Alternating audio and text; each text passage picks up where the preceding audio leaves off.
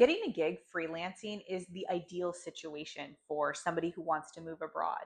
It allows you to work for companies on a project basis, and you get paid for doing work even outside of normal working hours. A remote job often has the downside of needing to work specific hours. And if the time zones are off, it can become a kind of a nuisance to work for those hours. But freelancing allows you to do things like content creation, virtual assisting, video editing, content writing, anything that you can do from your computer, but not necessarily during set hours. The number one tip I give to people as they're trying to figure out how to get more freelancing gigs is to set it up on retainer.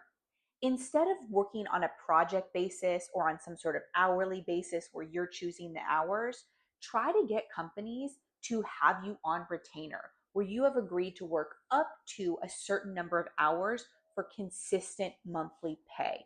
This is going to be incredibly helpful to qualify for visas around the world.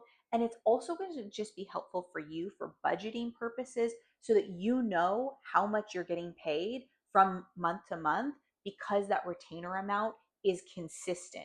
You can build into the contract that you get paid more if you go over a certain number of hours. But even if you get less than a certain number of hours, you would still get that minimum retainer amount that will allow you to have a lot more peace of mind as you're traveling because your contract has built in a minimum amount for that retainer agreement.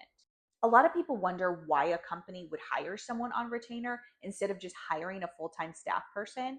And it's because it seems more casual. They do not have to do as much paperwork. They don't have to file benefits for you. They don't have to keep you on payroll. It's less of a liability to have you out there in the world as a contractor doing your thing for them. And even if you're getting paid what seems to be a substantial amount of money, on the accounting side, it allows them to classify it differently than a full-time employee.